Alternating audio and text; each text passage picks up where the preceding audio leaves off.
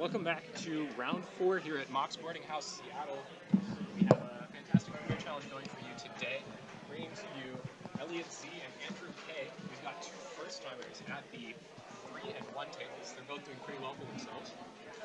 It is great to see new players coming out and doing really well at these tournaments. Yeah. Fantastic to see. Also love to see that both of these seem kind of like these are definitely teams that have basis and things that you can see online, but they're all kind of have their own twist to them. You could almost Yeah, say. I am loving Andrew's Butterfree and Elliot's Cinderace.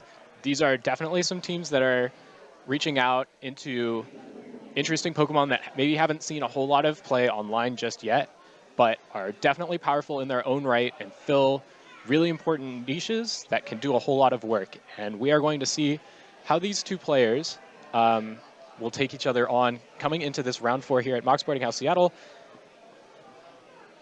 Uh-oh. Did I spell somebody's name wrong? I don't think. Oh, she's putting the records in there. Yeah. That's all right. We might accidentally cover up a Pokemon or something in the overlay, but Yeah.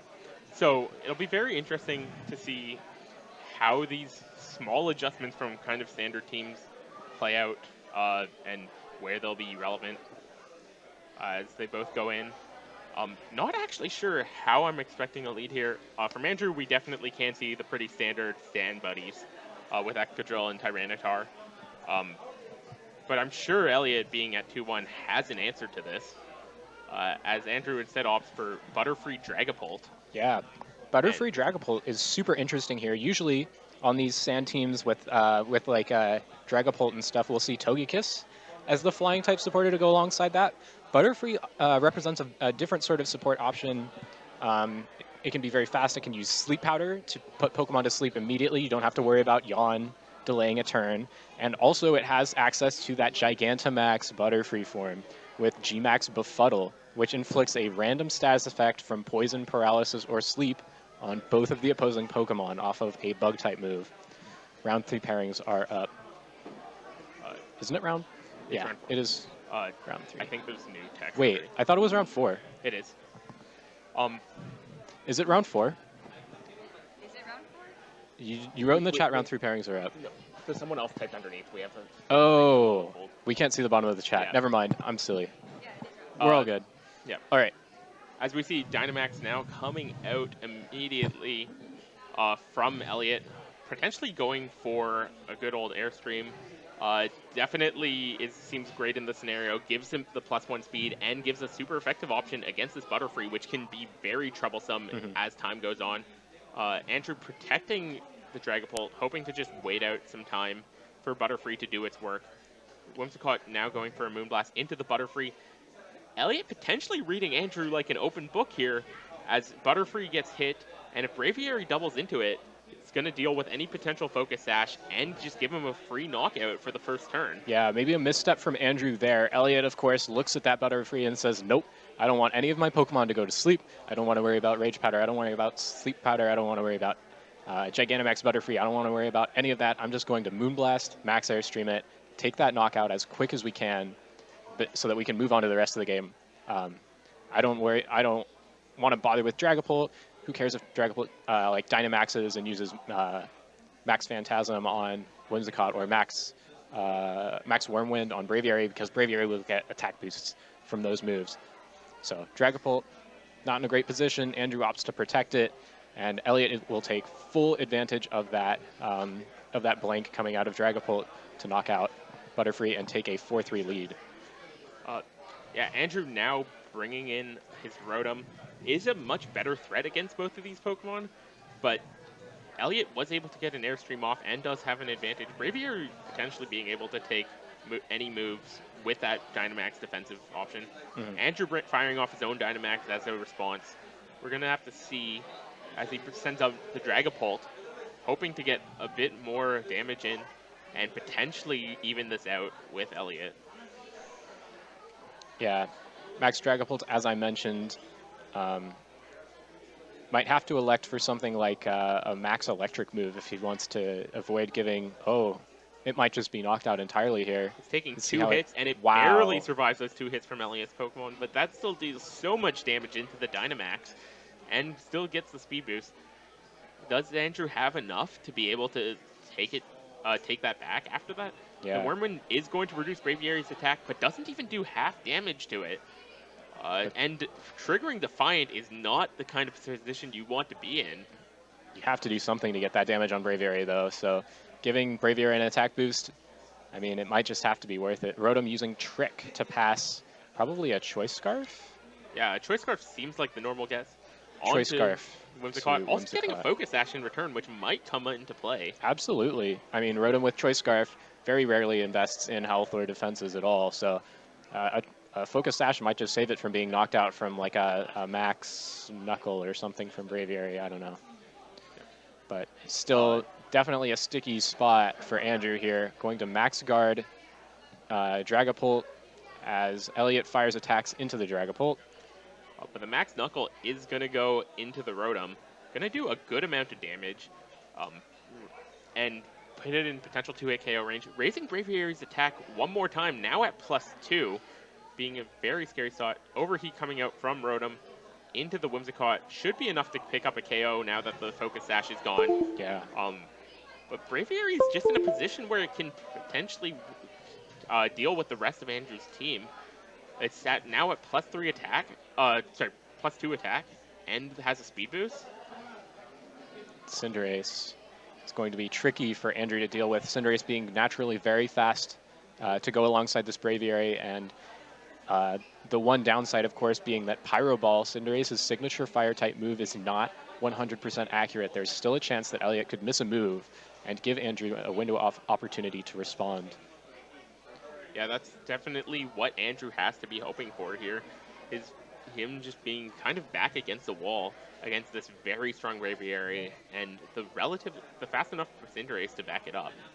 Andrew deciding to keep his Rotom alive seems like a good option, but also is a bit scary as these are 2 very fast threats. Sucker Punch comes out, being able to clean up that Dragapult before it's able to really do much of anything. Getting another KO for Elliot, cementing his lead, as Braviary now is just going for any move into the Gastrodon. Deals a ton of damage with that close combat off a crit. Normally threatening about a 2-hit KO. Yeah, it's just hard to see Andrew coming back into this game. That Sucker Punch, of course, is a very good move against Dynamax Pokemon because they have no options other than Max Guard to save themselves from a Sucker Punch. Andrew, having used Max Guard the turn before that, decided just wasn't even worth trying to Max Guard twice in a row, get that 33% chance to double protect, fires off an attack and gets Sucker Punched for it. And Cinderace takes a knockout with 100% accuracy. So we'll have to see if Cinderace risks missing an attack here. Close combat into the Rotom will pick it up. Braviary now in KO, definitely in a spot where it could be KO'd by Gastrodon, but Cinderace still has an action. Goes for a high jump kick, does have a chance to miss, but it doesn't this time. Cleanly picking up the Gastrodon and ending the game with a 3-0 for Elliot. Yeah, you have to wonder if Elliot maybe had his heart pumping there at the end with those inaccurate moves. High jump kick, maybe his other option, Pyro Ball. I don't know if that high jump kick missed, maybe it would have been in a sticky spot there, but he will finish up the game, and that'll be a 1-0 lead in the set for Elliot Z. Now, the thing we need to talk about most is definitely what kind of options Andrew has to adjust here. We didn't see. The first thing I'm thinking is that we didn't see Sand come out from him at all that game. Yeah. And I think that might be what he needs to go for if this Braviary is such a big threat. I agree. On one hand, Braviary is a little scary against the Sand Core because of Superpower Max Knuckle doing a whole lot of damage to Tyranitar and Excadrill, but you have to do something to match that speed, because if you have like a slow Pokemon like Gastrodon at the very end of the game, it's just going to be picked off at Elliot's leisure, and you need to be doing something a little more aggressive at the end of the game than that. We'll have to see if Andrew decides to shake it up and bring Excadrill or Tyranitar to this last game. Yeah. I think Andrew has to try something different, or at least opt for something that where he doesn't. He just took too much of a loss on turn 1 for getting nothing for that Butterfree KO, Yeah. and he's gonna need to make some sort of swap to make that work.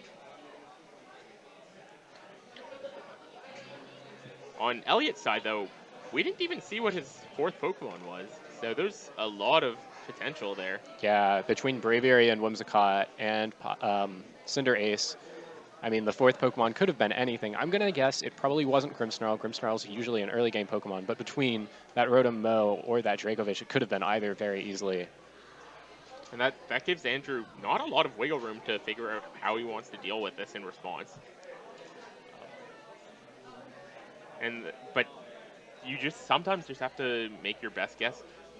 Andrew not opting for Sand lead again, going for Dragapult and a bit more offensive with the Rotom alongside it. Yep, that's a Choice Scarf Rotom, so we know it'll be going very quickly. Faster than Whimsicott or Braviary on this first turn. Of course, max Airstream boosts will help counteract that, but a much less frail lead coming out from Andrew. He doesn't need to worry about Butterfree getting knocked out on turn 1 with its very low speed. There's even potential to stop a max Airstream from ever coming out with this by doubling into this Braviary with both the Rotom and the Dragapult. We saw the Dragapult was able to do close to half with his max Wormwind. That's true. And then I'm not sure. It might depend on how the Rotom and the Braviary are trained. I'm not sure how much damage Thunderbolt would do to a Braviary. We'll have to find out, and I have a feeling that we will be seeing Thunderbolts into Braviary quite soon. And Rotom does opt for the max instead of the Dragapult. We will not be seeing Thunderbolts. We might be seeing Max Lightnings. Is it Max Lightning? I forgot. Okay, Max Lightnings. Opting to just try and boost his damage just a bit more, probably into this Braviary to get it dealt with. Alternatively, there's a small chance that it's trying to just stop Overheat from reducing its special attack. That's true. Firing off Overheat into Whimsicott, of course, you would do a lot of damage, but at the end of the day, you would only knock it down to its Focus Sash. You give yourself -2 special attack from the Overheat. You're risking missing. There's a lot of good reasons that Rotom would choose to Max Flare rather than Overheat. Dragapult does a decent amount with the Dragon Claw into the Braviary, but takes a ton back from the Moonblast from Whimsicott, as a max Airstream is enough to clean it up. Interesting choice from Elliot, seeing as he saw in the last game that was barely enough to miss the Dynamax, but must have either gone for a read or hoped for the roll. Rotom firing back with a max Lightning, going to do a lot of damage and even take out the Braviary. Taking out Braviary is huge here. Making sure that huge offensive threat that Elliot had in game 1 is no longer an issue at all. And now, I think looking at Elliot's team, the only answer he has to Gigantamax Rotom here would be that Dracovish. So maybe if Andrew brought that Gastrodon, he might be able to entirely shut down Elliot's offense here. Butterfree will be the pick from Andrew. Andrew does opt to bring his Butterfree again instead, which also isn't a terrible choice into the Dracovish, but Elliot instead opting for a Cinderace. Still a very good offensive threat, and does have Tailwind potential from this Whimsicott at any time. That's true. We're very likely to see, I think, Elliot just double into Andrew's Butterfree again here. Yeah, that seems very likely. Elliot expected the Focus Sash and played around it last time.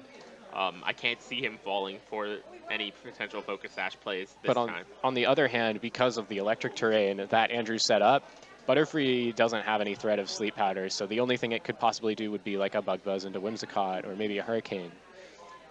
Those are definitely the more common options. Butterfree also could just be there to keep Rotom alive, opting for a Rage Powder, but that's not going to matter if Elliot doubles in. Instead, opting to split the damage, letting this Butterfree get one move off. We'll see what that is. Max Flare going to bring Whimsicott down to its Focus Sash, protecting him from that drop. But the Sun is going to help both teams here with the potential to boost the fire moves of this Cinderace as well. And Pollen Puff coming out from Butterfree, finishing off the Whimsicott. That's right. Butterfree gets Pollen Puff this generation. For those who don't know, Pollen Puff is almost like Bug Buzz, but you can also use it on your allied Pokemon, and it will restore 50% of their health. Sort of an interesting extra bit of supportive presence for Butterfree there, and it'll be Rotom Mow coming out for Elliot. Uh, this game's still going very fast like the last game. KOs every turn. Yeah. But Rotom Mow isn't probably where he wants to be, given that Andrew has this giant Rotom Heat out right now. Yeah. Ready to max Flare into it. I'm sure Cinderace can take advantage of the sun, but we saw its high jump kick damage. I'm not sure if it has an option that's going to be able to take it out. Yeah. You have to be sitting in Andrew's spot and saying, wow, am I glad that's not a Dracovish right now, right? Because it's very unlikely this Rotom Cut will be doing a whole lot of anything. And Butterfree protecting the Rotom just a bit with a Rage Powder. Gonna eat that Pyro Ball for it. Not gonna be able to hang in there, but prevents the Rotom from taking a lot of damage. As Andrew uses his last turn of Dynamax for another Max Flare into this Rotom Mow. Protect's gonna help, but still deals almost half. It's a whole lot of damage. And now, with Rotom leaving... Sorry, is Rotom not leaving? Do we have one more turn? No, Rotom is going to leave Dynamax after the switch. Oh, okay. Is how that's yeah. As Rotom leaves Dynamax here, it will once again regain its Choice Scarf, so it will be the fastest Pokemon on the field, faster even than Cinderace. And it can fire off an Overheat into Elliot's Rotom mode to make sure that there's no threat of grass moves coming into the Gastrodon. And you got to think the Gastrodon should be a good position to finish off the Cinderace after all that's done. Absolutely agree, but we'll have to see if Overheat lands. We'll have to see, I don't know, if Cinderace somehow moves before Rotom. There's plenty of gray area still here at the end of this game for Andrew to try to clean up this spot. Both of the players thinking very hard about how to solve this endgame. Rotom firing off a second Protect in a row, scared of that Overheat. That second Protect is potentially going to be a big deal. High Jump Kick now going into the Rotom. Doesn't have the Dynamax to protect it this time. Knock it out. And does KO with a critical hit. Not sure if that was relevant there, but Elliot got to be needing to be happy about that. Now having his Rotom Mow left against a Gastrodon instead of the alternative. Yeah. And, I mean, maybe there's a way out. Gastrodon, of course, is very bulky. It might be able to live a Leaf Storm. And if it has, like, an Ice Beam or something, it might be able to take the offense back against this Rotom. But this is not a good spot for Andrew. That double Protect was very good for Elliot. See the Leaf Storm. Gastrodon does avoid the Leaf Storm, though, and has an Ice Beam. And now it's in a position where Andrew can once again potentially pick up this game. A Leaf Storm miss, or even just a low damage from Rotom with a Rindo Berry. Yeah, Citrus Berry from Rotom Mow will make sure that it lives one more Ice Beam.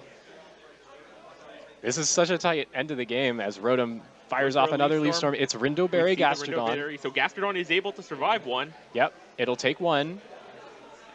Was that a critical hit on top? No, I don't think so. Is that just the... Yeah, that's just how much damage. Okay. Rindo Berry. Ice Beam? Ice Beam gonna hit. Critical hit would take Rotom out here. And doesn't get Won't the get crit. it. Rotom does, and now it's down to landing the last Leaf Storm. Now it's down to the last Leaf Storm. He's got to land You can't have a closer aggressive game than this. Both Pokemon sitting at only 30 HP. Leaf Storm goes off and is going to connect. Wow. Finishing off that Gastrodon.